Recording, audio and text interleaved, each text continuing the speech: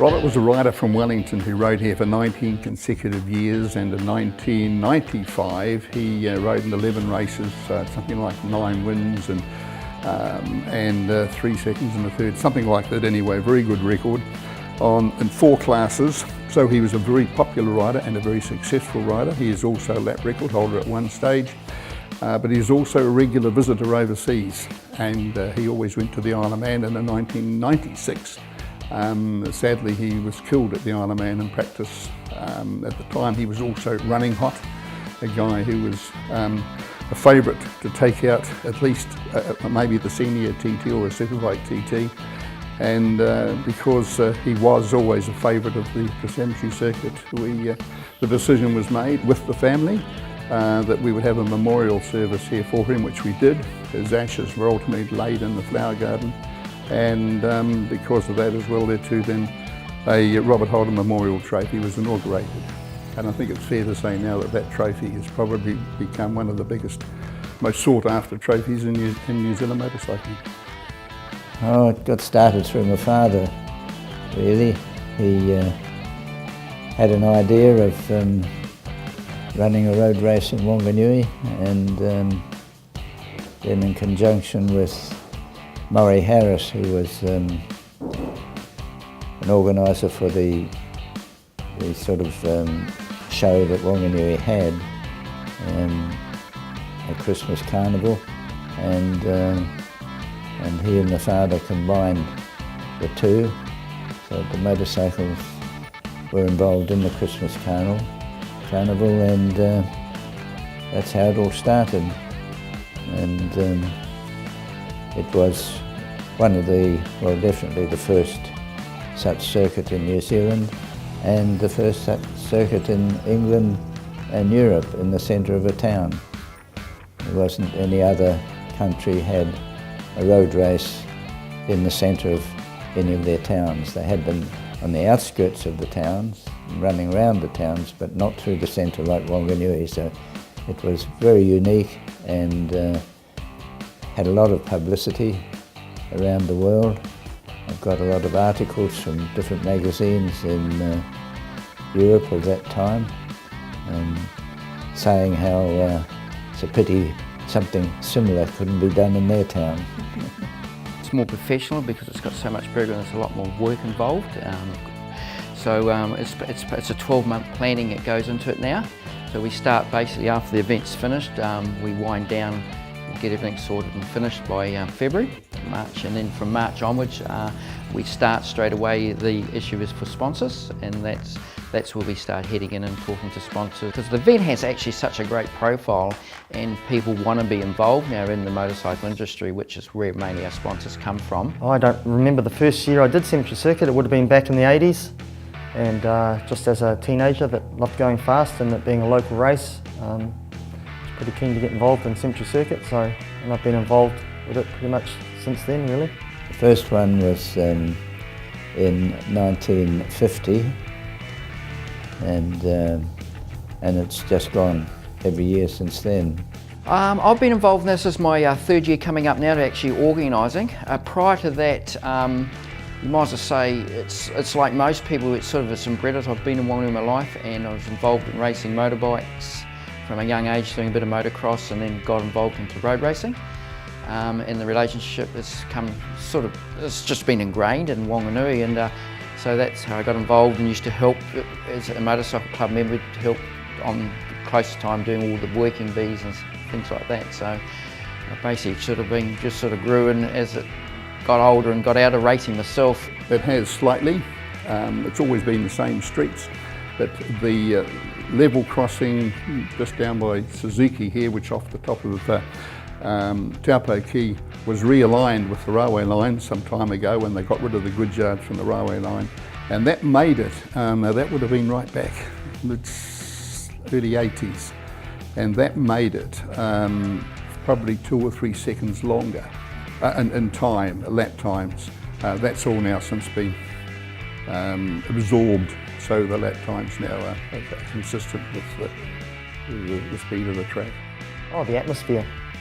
And being a local and seeing all the locals here and all your mates are here, and and the club have always done a really good job, and it's getting better and better of safety-wise. So there's no real safety issues here anymore. So you can relax and enjoy yourself, have a good time.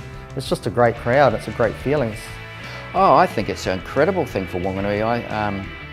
I'd say I must be privileged to have that right to actually be the organiser for a few years, and it's way it's growing now. It's great. I think it puts Whanganui on the map big time, especially now internationally, which is great. And it's growing, and through just marketing over the years, it's just getting bigger and bigger, and it's fantastic for the city. It's really positive, very positive. All New Zealand riders who raced overseas, and there were a lot of them once upon a time that used to go overseas every year racing, mostly at the Isle of Man and big European events, they all returned to New Zealand and all raced here on Boxing Day. So you had this wonderful culture and involvement of international riders. It was always on Boxing Day or the day after Boxing Day, early in earlier days when Boxing Day was a Sunday and we didn't have sport on Sunday, it was the day after, but that's by the by. But so it's been public holiday stuff.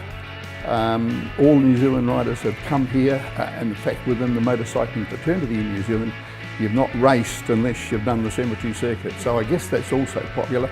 And of course the name grew big time through the Mulder Series days in the 1970s as well there too. A huge number of international riders that later won world championships. So on the basis of that, it's just it's constantly up there as one of the big motorsport events on the New Zealand sporting summer. Just that it was so successful, because we weren't sure when we were starting it, although I was more aware of that because I was given the job of going around all the buildings on the circuit and getting everybody to sign that they had no objection. And at that time there were quite a lot of houses from the Ridgeway Street corner down. They were all different homes, and not one of them objected. So we knew then that there was no problem.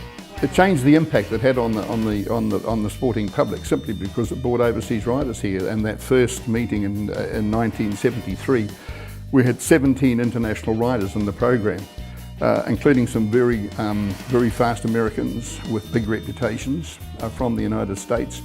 And the crowds flocked. In fact, the biggest crowds ever here.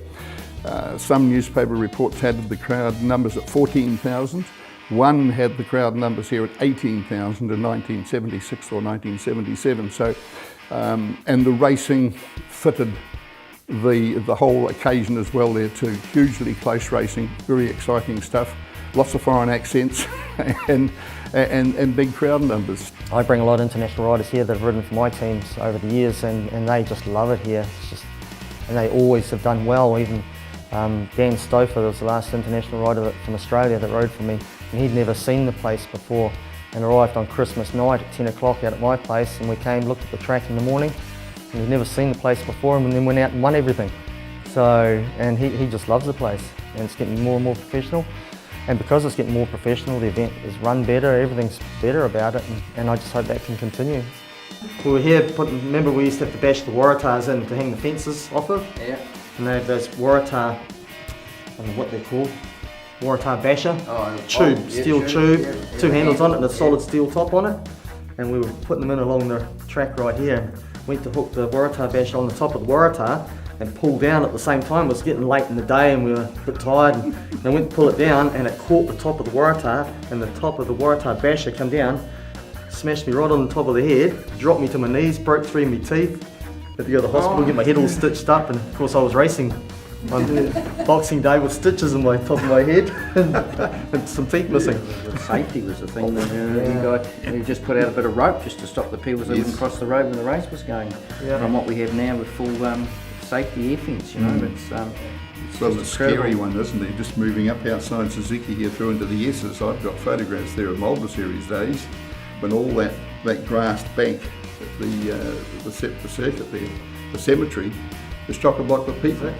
But in the beginning years, there was shops and things open all around the circuit. Yes. And there was the corner store in the corner of Ridgeway and St Hill Street, and the lady serving at the counter in there during one race, got quite a surprise when a rider came down right outside and he slid across the pavement, straight in the front door and landed in front of her at the counter